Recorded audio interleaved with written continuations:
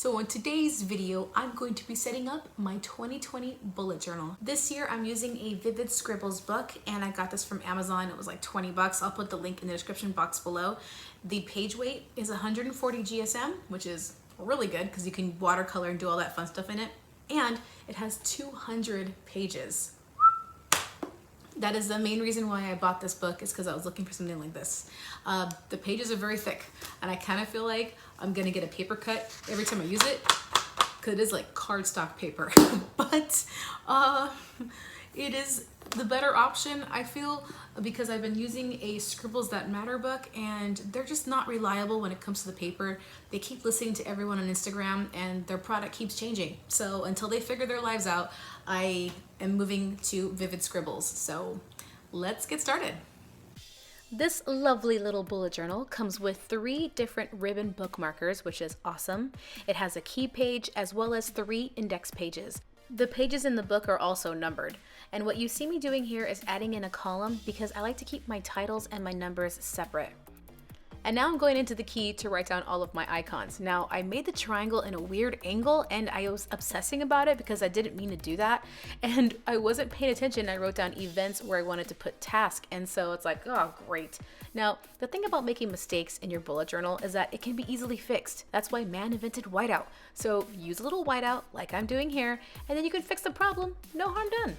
And now I'm setting up my pen and marker swatch page, which is probably the most used spread in my entire bullet journal because it hosts all of the pens and markers that I enjoy using throughout the year. Now this page is my spacing cheat sheet. Say that 3 times fast. I don't want to try.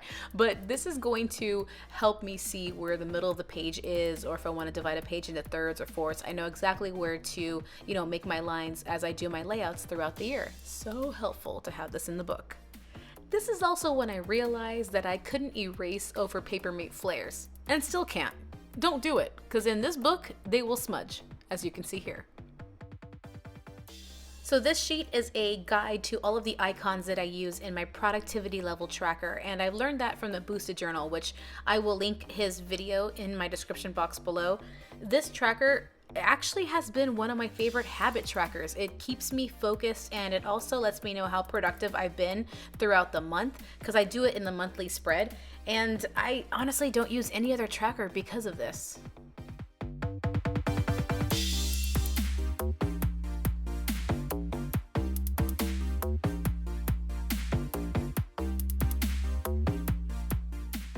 I am so excited to actually use a future log this year and go a little bit traditional bullet journal method here.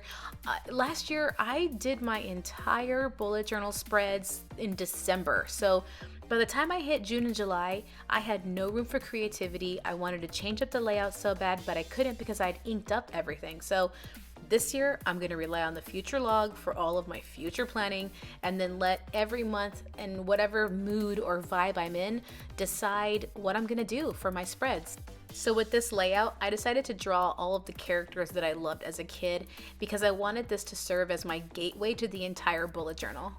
I wanted a visual reminder to stay creative, fun, whimsical throughout my spreads, and this was the perfect way to do it.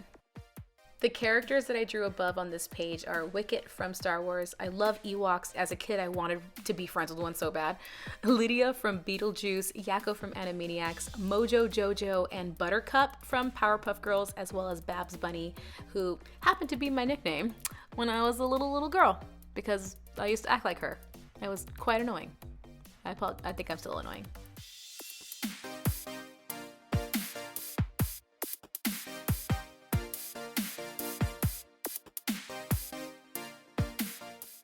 I have to say that this is probably the hardest part of this layout because having to write down the days of the month every single month is tedious work, which is why I skipped ahead at this point because it's like, okay, it's just numbers, but you gotta do what you gotta do. And here is the second set of months for the entire year. And above I have Daria, Bugs Bunny, Rosie from the Jetsons, Felix the Cat, Simba from The Lion King, as well as Miss Piggy from The Muppet Babies. Who remembers Muppet Babies? Come on, that show was so awesome. And speaking of old awesome cartoons, remember Gargoyles? I just got Disney Plus and it's changed my life forever, and I've been obsessed with Gargoyles. I don't know if any of you, tell me in the comments below if you used to watch the show as a kid. Watch it now. As an adult, it is still an awesome show. I'm sorry for going off on a tangent, but I mean, you're just watching me draw the same characters for the next couple minutes, so you let me be. Wait. Biker Mice from Mars. Who else watched that one? Come on. Tell me in the comments below what was your favorite old school cartoon.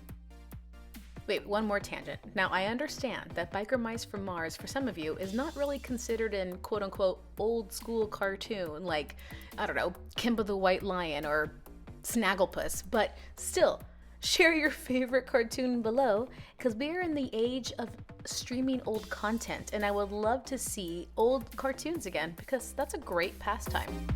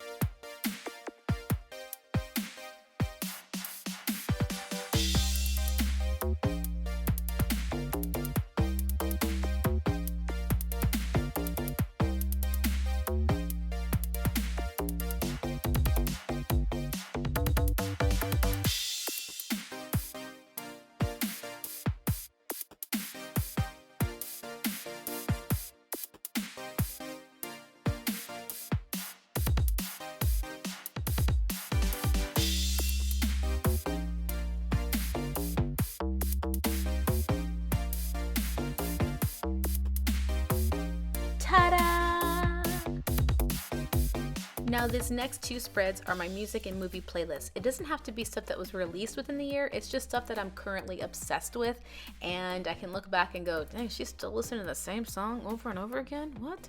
Now, the next page is my places I've been page. Now, these few spreads are pretty plain because throughout the year I want to integrate doodles and whatnots within it, so yeah, don't worry, it'll get creative.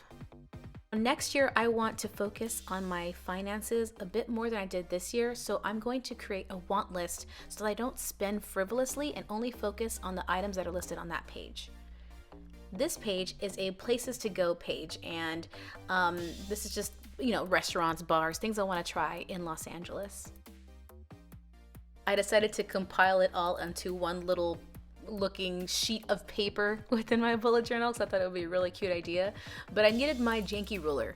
Not this janky ruler, that janky ruler. I don't know how it got to look like that, but I call it my janky ruler. And even though I love it so much, it causes a mess. You'll see that. I don't know why it does that. I mean, I know why it does it. It's kind of annoying that when you use markers and rulers, you're gonna end up having lines everywhere. These lines did smudge ever so slightly because of the ruler, the janky ruler, but hey, it's a love thing. I can't get rid of it.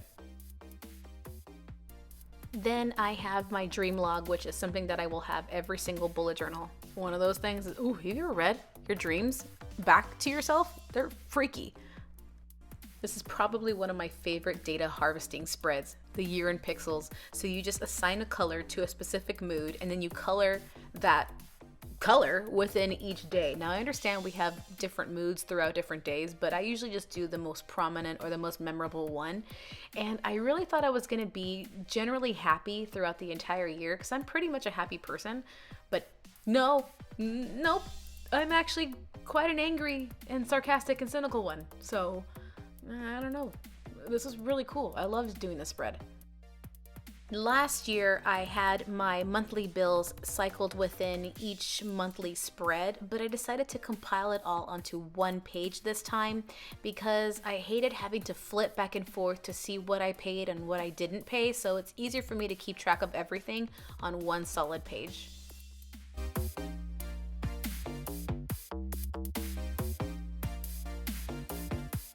Now, these pages are also very important to have in my journal because I forget my login information to every single site nearly 98% of the time, even if I'm on that site constantly. I just never remember anything. So I write everything down.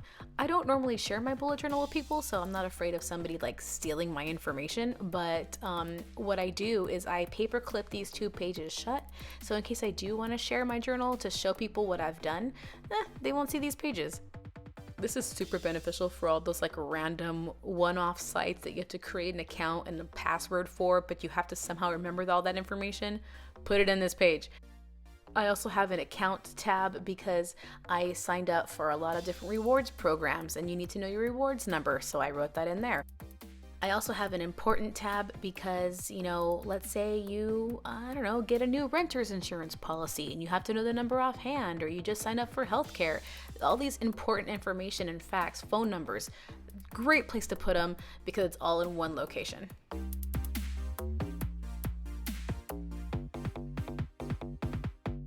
I decided to do a tattoo looking spread for these pages, and I had these stickers. Look, I'm already using the swatch page. You see, it's totally referenced. I love that page so much because I know what colors to use. But anyway, I got these tattoo stickers from AliExpress, and look at that, cute, love it. And here is a completed flip through of my 2020 bullet journal setup, and I am so pleased with it. I'm so excited to utilize it, and I can't wait to share my monthly and weekly spreads with you as we go on throughout the year. So thank you guys so much for watching this video, and I will see you all very soon. Bye!